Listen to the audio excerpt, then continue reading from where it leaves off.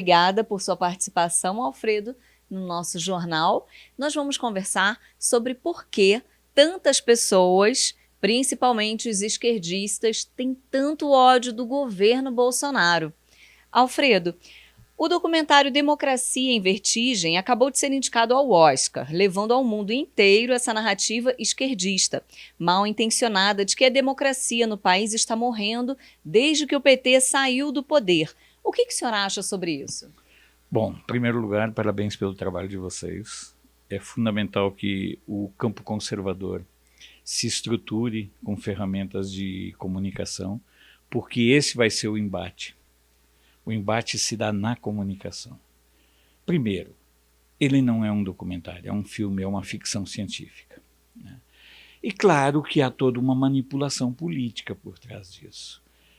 A esquerda, ela jamais foi confrontada dentro dos seus valores. E que valores são esses? São os valores da destruição de uma cultura, de uma civilização. Então a escolha dessa ficção científica, que está travestida de documentário, ela é na questão meramente ideológica. Eu sei que vão dizer, olha, quer dizer que Hollywood é de esquerda? Não, é de extrema direita. Basta ver a forma como Hollywood se adaptou ao politicamente correto.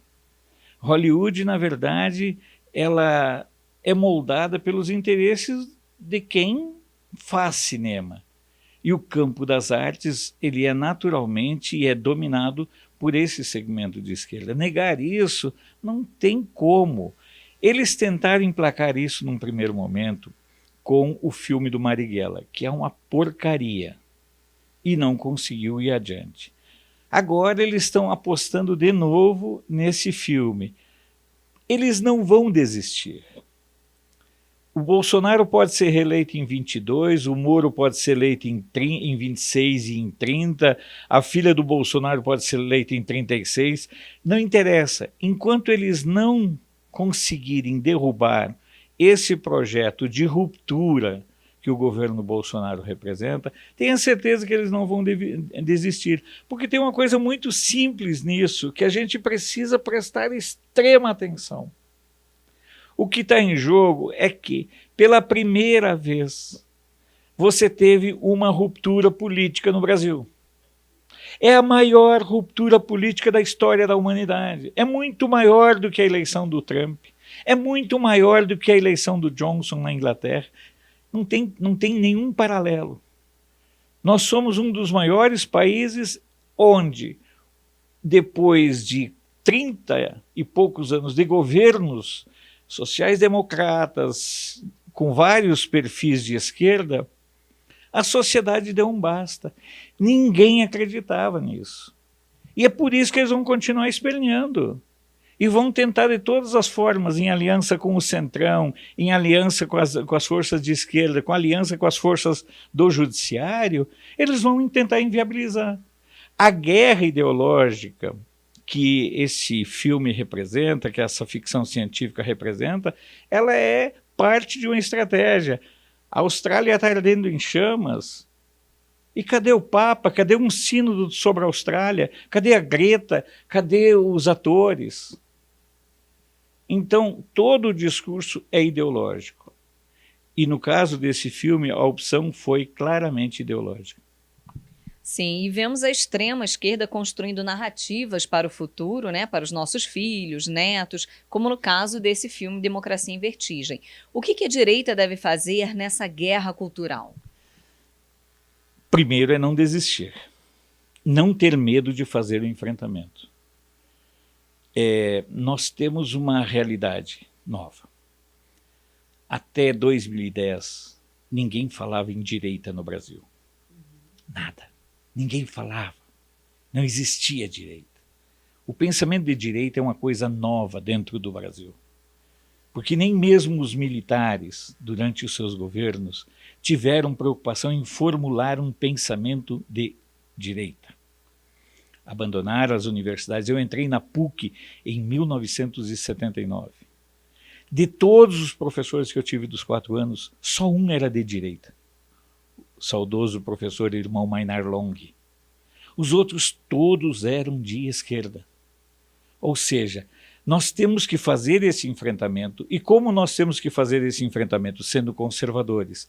E o que significa basicamente ser conservador?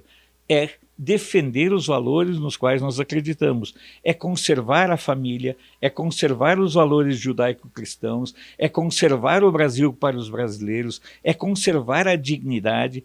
E eu acredito muito numa tese meio estranha. Essa geração que está vindo aí, a mais nova, esses que estão com 10, 12 anos, eles são mais conservadores do que foi a minha geração. A minha visão é que essa geração que está chegando aí na política, ela é melhor do ponto de vista de formação política do que a nossa, porque eles, até pelas redes sociais, até pela construção de canais como o Jornal da Cidade Online, tem tantas outras opções, começam a ter ferramentas de buscar um pensamento de direita, algo que não existia, volto a repetir, até 2010. Entendeu? Então eu penso o seguinte, como é que nós vamos fazer o enfrentamento? Eles já descobriram onde é que eles têm que fazer o enfrentamento, a esquerda. Eles estão tentando entrar no segmento evangélico, estão tentando entrar no segmento religioso. Eu não tenho nada contra nenhuma religião. Mas se você pegar a formação do PT, o PT se forma no Colégio Sion a partir do ponto de vista Frei Beto, sabe, e outras figuras da Igreja Católica, da teologia da libertação. Então, se você pegar do ponto de vista do que está vindo agora, eu acho o seguinte, vai ser feito um enfrentamento, as escolas estão sendo denunciadas. Por que você acha que querem tanto o pescoço do Weintraub? Certo? Ora, porque ele é um ministro que assume a questão ideológica. Então, eles naturalmente vão tentar destruir. Porque a essência da esquerda é uma só. A esquerda vive da destruição. A esquerda não constrói nada. A esquerda destrói valores, a esquerda destrói reputações, a esquerda destrói empresas públicas, como foi no Brasil, destrói fundos de pensão, destrói credibilidade, respeitabilidade. Ela não constrói nada. É a essência da esquerda não construir nada. Por isso que é tão fácil o discurso de esquerda. Por isso, muitas vezes, é tão fácil você chegar com um discurso de esquerda numa criança, num adolescente. Eu não sei se você tem filhos, eu tenho. Imagina você dizer para um menino que ele tem que lavar louça, que mesmo ele sendo do sexo masculino, lavar louça é parte da tua formação da estrutura familiar. Agora é muito mais fácil você dizer que não pode. Então, a esquerda trabalha com a facilidade da destruição. Enquanto que ao campo e ao segmento conservador o desafio é exatamente o de formar. E isso é um processo longo, porque nós temos pouca experiência do pensamento conservador e liberal. Basta observar que o nosso último grande economista liberal foi governo em 1964, o Roberto Campos. E depois ninguém mais foi. Foram todos eles do campo progressista, dos socialistas fabianos, dos sociais-democratas, dos esquerdopatas. Você pega ali o Palocci, que foi inclusive ex-trotskista. Então você tem um grupo político, mais ou menos todo o campo da esquerda. E esse foi, na minha opinião, o grande vacilo dos governos militares. Eles se preocuparam em dar uma infraestrutura para o país, que o país não tinha nada. E eu sou do interior do Rio Grande do Sul, certo? E eu sei como é que era naquele tempo. A gente, para qualquer locomoção, você sair de Candelária até Porto Alegre, era 6h30, 7 horas de ônibus, quando não pegava atoleiro. E nós estamos falando de uma cidade a 192 quilômetros de Porto Alegre. Então, é muito difícil. E os militares trataram de fazer isso. E deixaram de lado a academia, e deixaram de lado a escola, e deixaram de lado a parte da formação das pessoas. Deixaram as televisões andar soltas. Ah, você quer o controle social? Não. Eu quero responsabilidade social dos meios de comunicação.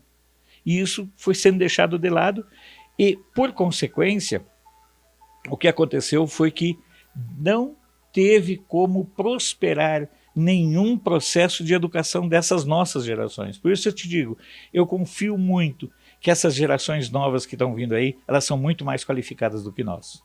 Então, Alfredo, o nazismo e o comunismo mataram milhões de pessoas no mundo, né? No entanto, nós temos no Brasil uma grande parcela de pessoas, principalmente jovens, que tem orgulho em dizer que é comunista.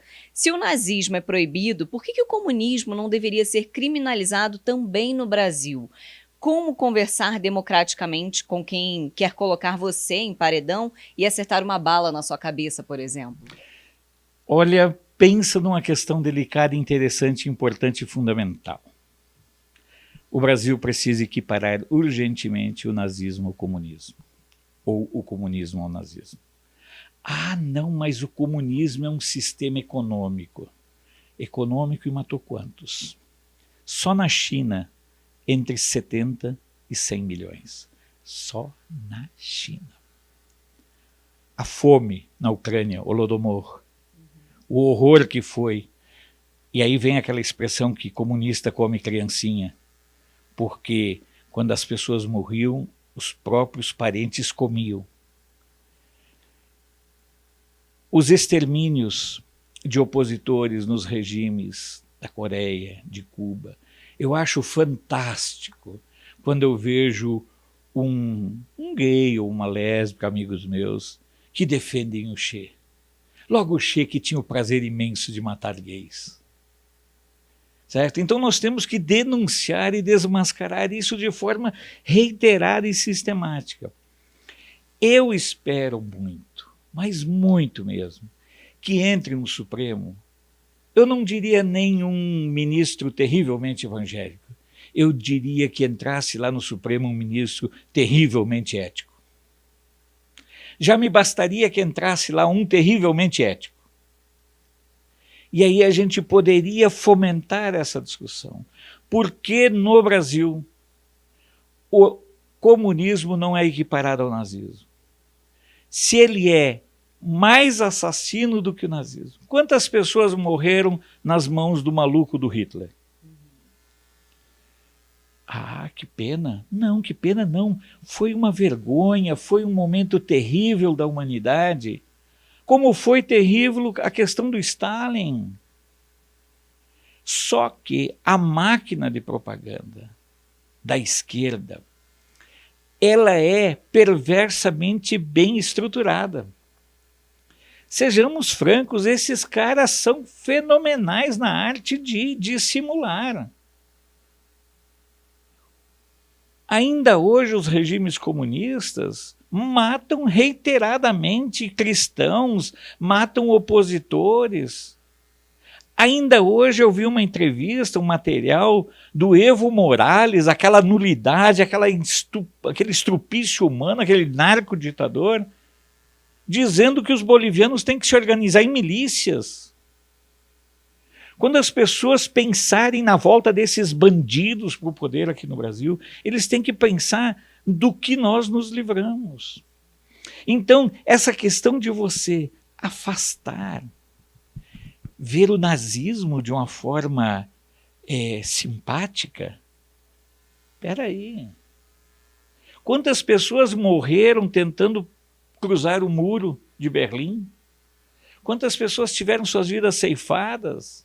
Então, é hora sim de nós assumirmos essa discussão de que precisamos urgentemente equiparar o nazismo e o comunismo na mesma escala de monstruosidades, de regimes monstros, e proibir que partidos comunistas e de viés comunistas funcionem no Brasil, proibir a disseminação de material. Nós, inclusive, temos uma lei, a 7716 de 89, que já tipifica o nazismo. É só fazer o mesmo com o comunismo. Não precisa inventar nada. É apenas ser justo com uma questão que vários países do mundo estão equiparando o nazismo e o comunismo no mesmo patamar de regimes assassinos. Seria possível incluir na mesma lei, então? Eu acredito que sim, aqui, até mesmo porque No caso do STF, nós já tivemos o episódio do STF criando legislação, o que é um absurdo, né? Mas, de qualquer forma, eu acredito que seja uma discussão que esteja madura para acontecer. Vai dar muita gritaria, vai ter muita gente braba, mas tem que ser feita. Sim. Irã é um país que não respeita os direitos humanos, né? Que persegue cristãos, onde as mulheres são apedrejadas, que apoia abertamente grupos terroristas e já prometeu várias vezes varrer Israel do mapa. No entanto, nesse episódio com os Estados Unidos, vimos parte da grande mídia feminista e grupos de esquerda defendendo o Irã. Como justificar tamanha hipocrisia? O ódio ao cristianismo. É simples. Eles usam aquela coisa bem infantil. O inimigo, o amigo do meu, o inimigo do meu inimigo vira amigo. Quer dizer, o que eles querem? Se o Irã se prontifica a destruir o Estado de Israel, não tem problema. Se o Irã se prontifica a destruir a cultura judaico-cristã, não tem problema, a gente está junto. Eu acho de um absurdo, eu acho de uma estupidez, eu acho de uma barbárie, eu não tenho... as palavras seriam proibidas, mas é uma realidade que a gente precisa, é uma insanidade. Você deve saber dos relatos da violência que acontece contra as meninas de 7 anos, que são obrigadas a casar, e que morrem, muitas vezes na lua de mel. E as feministas vão lá e apoiam isso, porque na verdade elas não estão apoiando o Irã, elas querem a destruição da cultura judaico-cristã. O mesmo acontece em relação aos homossexuais. O Irã enforca homossexual direto. E manda o Jean Willis para lá, manda fazer uma passeata gay. Eu tenho um amigo meu muçulmano em São Paulo, e eu fico sempre brincando com ele. Olha aí a passeata, vamos fazer uma passeata? Não vão. Pede para o pessoal do Porta dos Fundos fazer uma sátira, uma paródia sobre Maomé. O Salman Rushdie, vive ainda hoje na Inglaterra, autor dos versos satânicos, ele é um condenado. Ele é um homem morto que anda pelas ruas. O Charlie Hebdo fez uma charge, os caras destruíram. Quer dizer, teria que a gente analisar do ponto de vista da psiquiatria a cabeça de um esquerdista.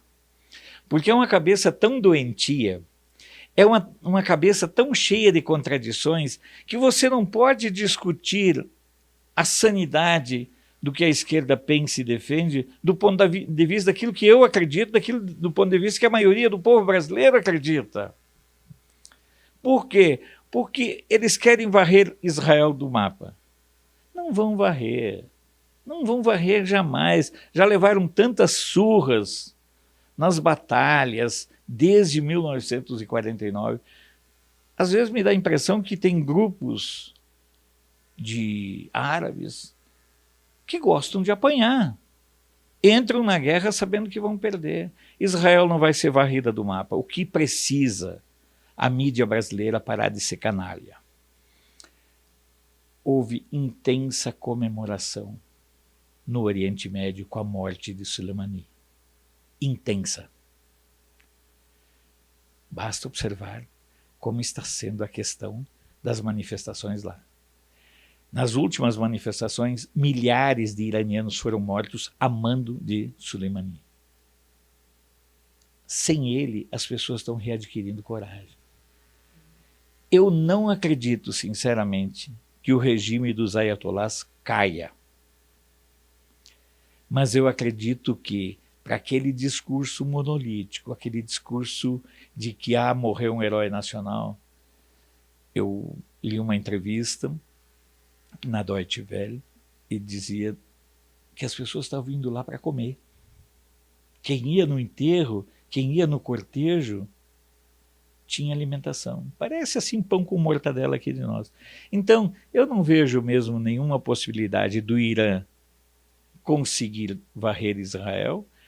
Fico com muito sentido pelo fato de que as feministas, feminazi, os movimentos LGBT não se dão conta de que lembram a música do Lupicínio e do Rodrigues, né? Eles vão ao inferno na busca de luz, certo? Então é uma coisa muito, muito perigosa, porque isso também passa pela manipulação da informação.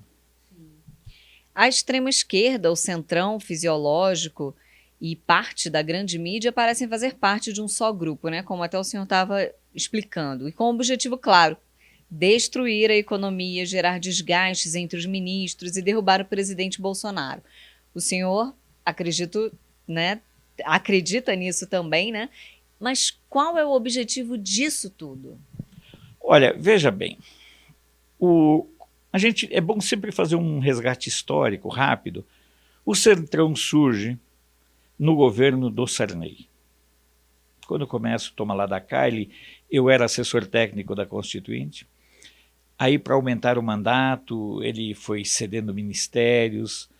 Depois você teve o governo do Collor, que foi um governo meio maluco, mas que ele não negociou. E quando ele tentou negociar via Jorge Bornhausen, já era tarde. Aí entra uma fase que eu digo assim, que é uma bola de neve. Começa com Itamar, que criou as bases do Centrão moderno, se aprimora com o Fernando Henrique Cardoso, principalmente quando ele consegue a aprovação da privatização de empresas públicas, do sistema Telebrás e tudo mais, e a aprovação da emenda da reeleição. Ali o Centrão está formado. O que acontece no governo com a chegada do bando do Lula? Aquilo que era uma coisa assim, conversada, virou institucional. O roubo virou institucional. Se institucionalizou a bandalheira. O que era aceito virou norma.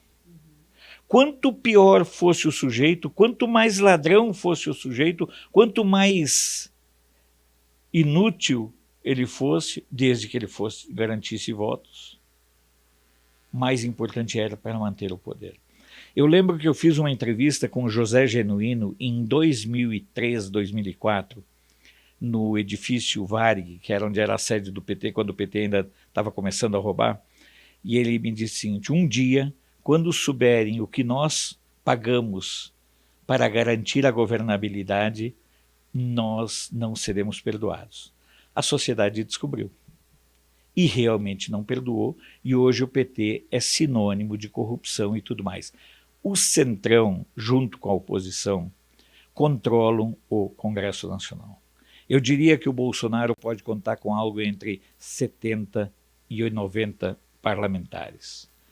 Todo mundo lá é bandido? Não, eu acho que existem pessoas honestas. Eu acho que existem parlamentares, senadores honestos. Mas na sua imensa maioria não passam de punguistas, não passam de fisiológicos, não passam de pessoas que estão lá para legislar e defender os seus interesses e os seus patrocinadores. E isso é uma coisa muito grave, porque nós chegamos no ponto de uma agenda de ladrões querer comandar o país. Eles contam com o respaldo do judiciário, eles contam com a cumplicidade da mídia, e eles contam principalmente, aí uma responsabilidade nossa, muitas vezes com a omissão da maioria. Porque se nós somos a maioria, nós temos que fazer valer. Esse ano é ano eleitoral. Nós vamos começar a fazer a limpeza nesse ano. Porque, veja bem, quando a pessoa elege o vereador lá em Candelária, lá em Campos, lá em Araguari, em qualquer cidade, ele elege o vereador, mas também elege o cabo eleitoral do deputado federal a ser eleito em 2022, do deputado estadual, do senador e do governador. Então, eu ao mesmo tempo que eu tenho uma imensa preocupação com o atual momento, por conta do poder que o Centrão tem, porque o Centrão sempre viveu de muito dinheiro e hoje ele não tem esse dinheiro.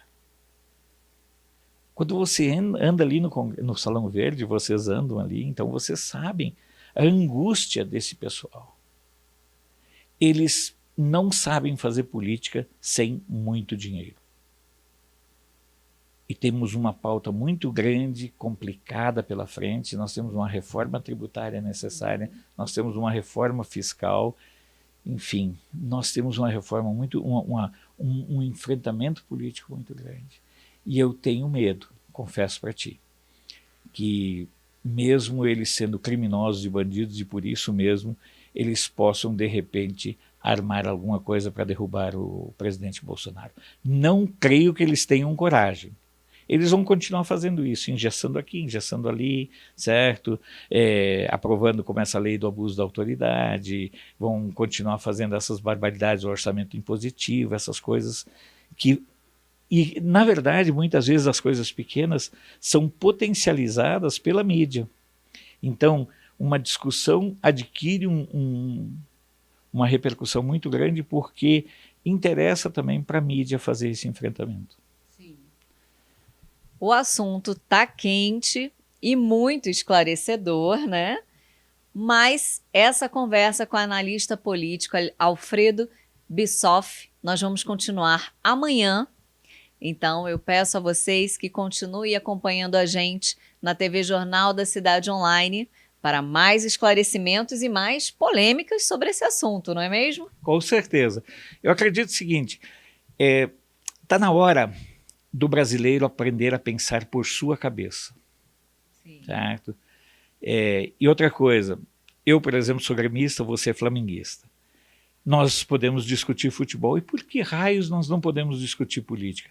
Política é coisa assim para ser discutida em mesa de bar, na padaria, na porta da igreja, até em velório. Nós temos que... A gente discute futebol até em velório. Com certeza. Então, enquanto nós continuarmos achando que não podemos discutir política, na verdade, nós estamos deixando que eles continuem mandando na política. Então, vamos continuar discutindo sobre política amanhã na TV Jornal da Cidade Online. Nós esperamos vocês.